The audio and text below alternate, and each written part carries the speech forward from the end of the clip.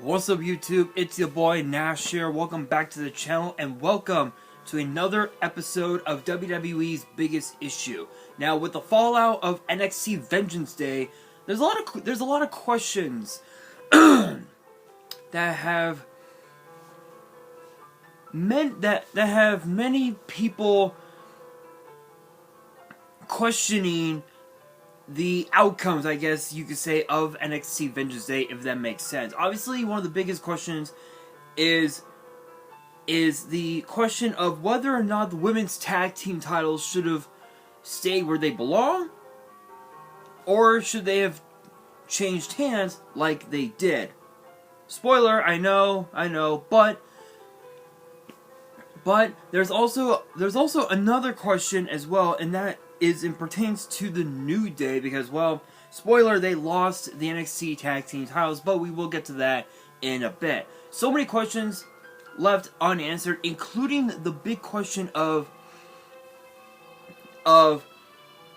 whether or not this was a prelude to what we can expect to see take place at NXT Stand and Deliver. But before we get into this review video, because as you guys know, as you guys know, every episode of WWE's Biggest Issue that we have a premium live event, I always do a review of it, of the show.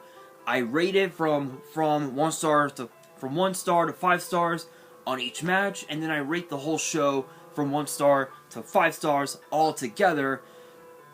And I asked the question, could the match have ended differently? What would have been the different outcome, if you will? But before we get into this episode, if you guys enjoyed this episode and you guys want to see more WWE's Biggest Issue episodes, which get posted every Monday, make sure you guys subscribe to the channel, smash that thumbs up button, turn on the notification bell, and follow me on all of my social media. Links will be in the description below, as will the info to my fan mail. It will also be in the description as well. Let's get straight into it with the first match. Which was for the NXT North American title between the champion Wesley and the challenger Dijak. And I'm gonna be honest here, this was basically everything we had expected. This was literally the first match, and it was basically what we had expected. This was basically a repeat performance of NXT TakeOver Portland, because if you guys remember TakeOver Portland back in 2020, if I can go back to it, TakeOver in Your House, Money in the Bank, Tampa. Actually, TakeOver Tampa never even took place at all, funny enough. Here we are.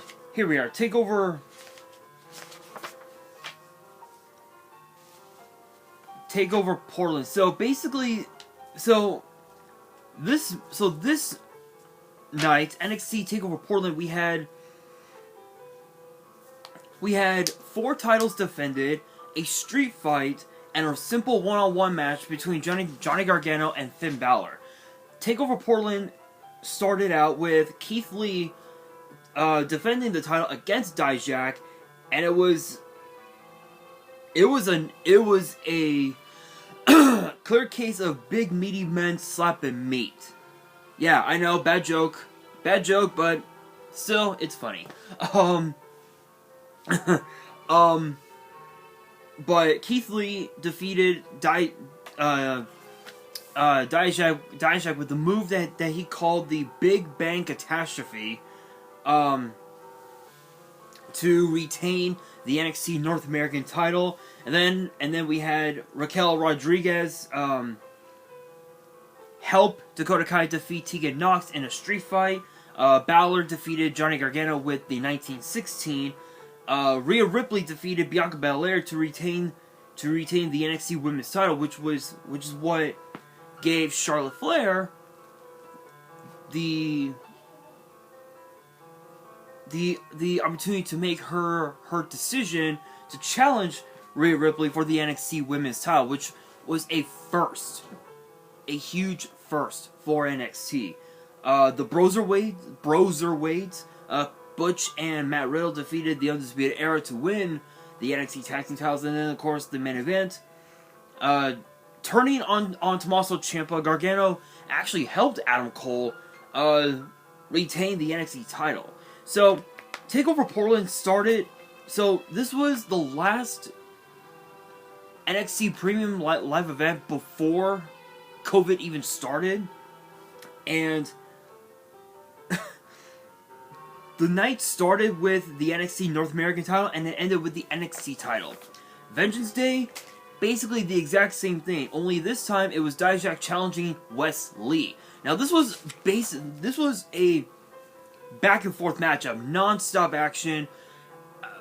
Wes Lee using his high flying capabilities to his advantage, Dijak using his power and his agility to his advantage. It was non-stop. There were multiple near falls.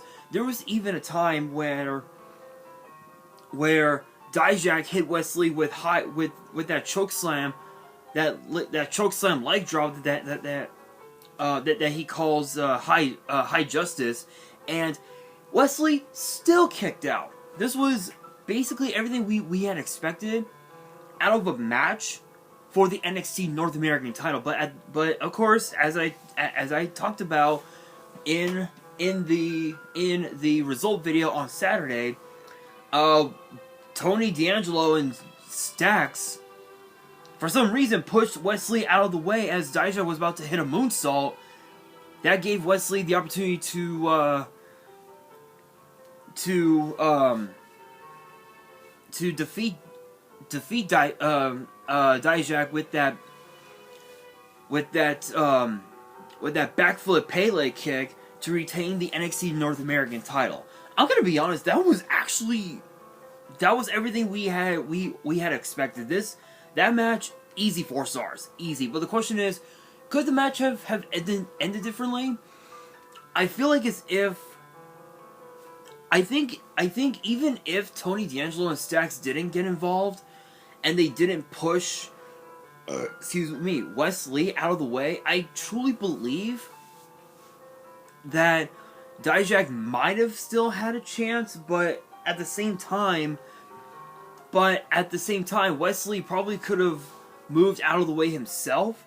So no, I don't think there was any other outcome other than Wes Lee retain the title. So it wouldn't have mattered what happened.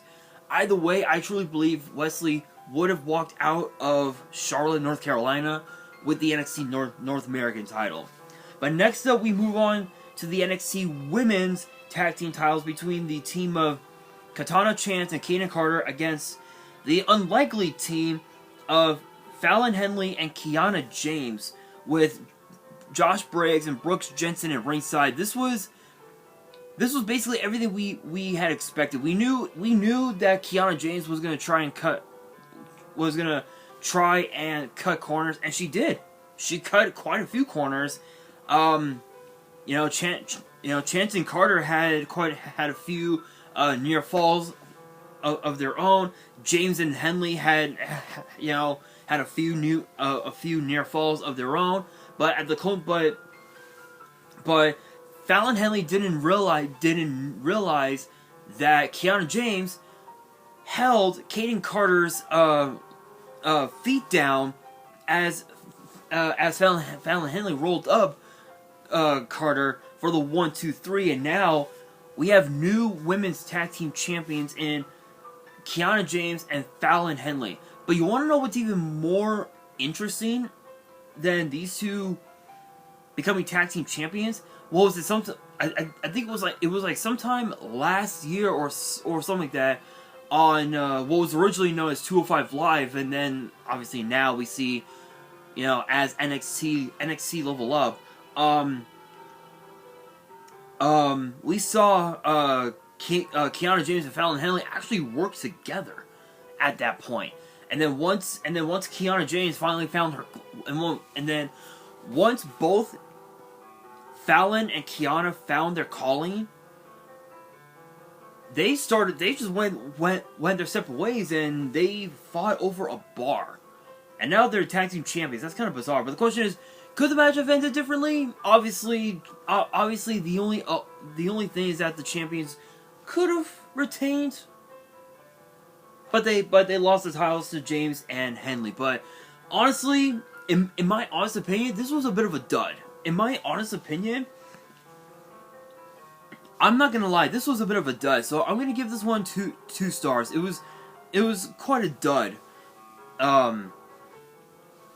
You know, I feel like as if there was like one or maybe two more teams, and this was like a ladder match or something like that. That, you know what? Maybe it would have been. Maybe it would have been like a 3-star or a 4-star match, but it was not meant to be.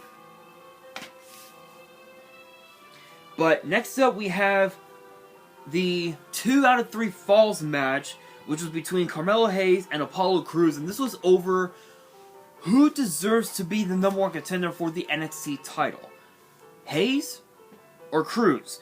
This was. Don't get me wrong. Don't get me wrong. The match was incredible, but the endings was a bit of a dud because spoiler, clean sweep. First fall went to Carmelo Hayes via a submission using the crossface. Apollo Crews, he tried. He gave it his all, but even with Dabba-Kato getting involved, you know, because Dabba-Kato or Commander Aziz came back and literally cost Apollo Crews the victory, and Dabba-Kato attacked Apollo Crews, and we've seen, apparently on Instagram and on other social media platforms, we've seen that Dabba-Kato, you know, at previous, you know, NXT live, you know, NXT house shows, that supposedly Dabba-Kato has aligned himself with Cora Jade as like her bodyguard or something like that, which makes no sense. But I guess Cora Jade is too scared to fight her own battles. I guess I don't know, but I'm gonna give this match 3 stars only because of the fact that the action was just nonstop and it was incredible. But the endings of both falls, it was a bit of a dud in my opinion. Could the match have ended differently? I mean, that depends. That depends on how you look at it, you know, because Carmelo Hayes, you know, ever since losing the NXT North American title match to Wes Lee, you know, Carmelo has been at the top of his game. He's been at the top, like very top of his game, and he's had quite a few instant classics, but this one is not one of them, in my honest opinion. But speaking of instant classics, we have quite the instant classic with this next match for the NXT men's tag team titles between the champions, the New Day, Gallus, Pretty Deadly, and of course Chase University's Andre Chase and Duke Hudson. This was basically everything we had expected.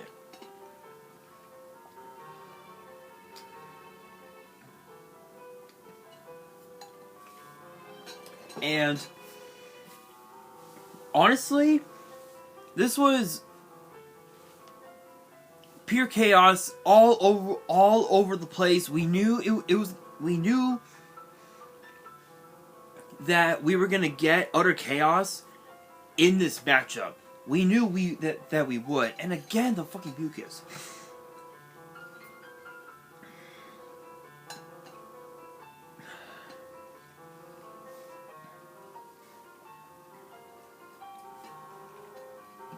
There we go. I apologize, guys. It's the negative effects of having COVID. Or used to having COVID, actually. But again, we knew that Gallus was gonna thrive on the chaos, and this was non-stop action, back and forth. there was even a moment where the New Day came this close from retaining the NXT tag team titles, and honestly, this was everything we had expected, and I'm surprised that this run as tag team champions for Kofi made him literally the greatest, one of the most prolific tag team champions in tag team wrestling history, which is incredible. But unfortunately, it was all for naught. Gallus was able to pin, actually Mark Coffey of Gallus was able to pin Xavier Woods of the New Day to become NXT Tag Team Champions. And now the question becomes, are they going to replicate their run as NXT UK Tag Team Champions? Is it possible? Very. Is it likely? Only time will tell, but could this match have ended differently? I mean, there are literally 3 other possible outcomes. I think one outcome could have been like Kofi hits Elton Prince with Trouble in Paradise and win, and to retain the NXT tag team titles. Chase U could have hit Woods with that move that they call the Frat Liner. To become tag team champions themselves. Pretty Deadly could have pinned Gallus. The combinations of who pins who is astronomically insane. But this is an easy 4 stars. 4 stars, absolutely incredible. There's no shot that we get a rematch between these 4 teams. There is no shot. It's possible that the New Day can challenge for the NXT Tag Team titles at Stand and Deliver here in LA, but only time will tell. Only time will tell. But shoutouts to Gallus. I mean, here's the thing: NXT Deadline may have been a new day for the New Day, but NXT Vengeance Day was Gallus boys on top. But we now move on to the NXT Women's title, which was a triple threat match between the champion Roxanne Perez and both members of Toxic Attraction, JC Jane and Gigi Dolan. This was a bit of an interesting one, because when you look at Toxic Attraction, one name comes into mind, and that is the former champion Mandy Rose. But obviously you guys know that Mandy Rose got fired from WWE for certain reasons. I'm sure you guys can take a guess if you guys have subscribed to Mandy Rose, of course. You guys already know. But both Jane and Dolan got so pissed off, so upset about that they wanted to get revenge, and they somehow decided to eliminate each other from that battle royal several weeks ago on NXT, and they both won, which was a dumb move. I feel like as if one of them should have won. I feel like one person should have won that battle royal, but it just was not the case. But there were a few instances where Roxanne Perez almost lost the title, and there was even a moment where Roxanne Perez was able to,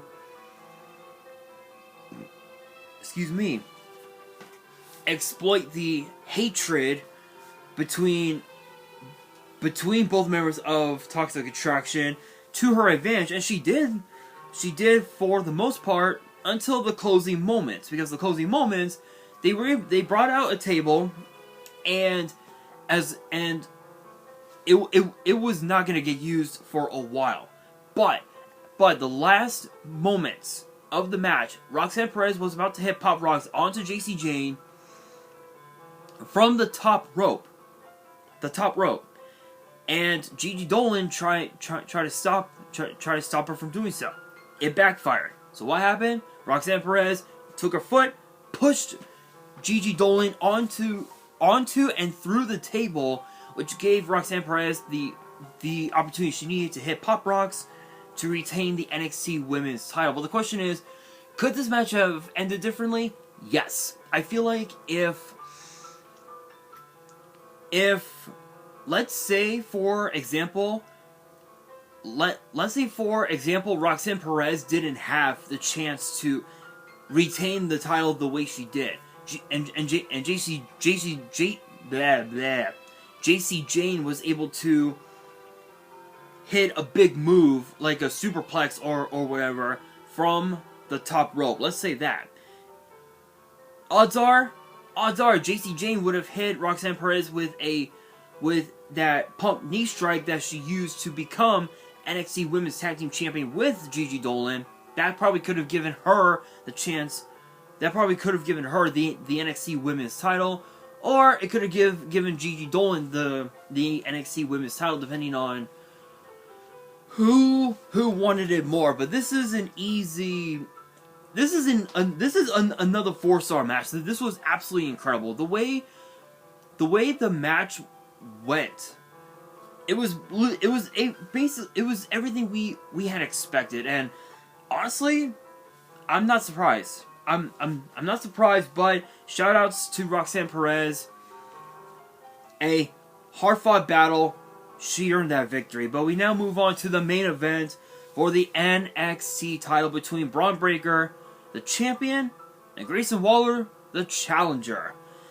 But this time in a steel cage, and we found out on the kickoff show that, as per two-time Hall of Famer Shawn Michaels, that the only way to win the match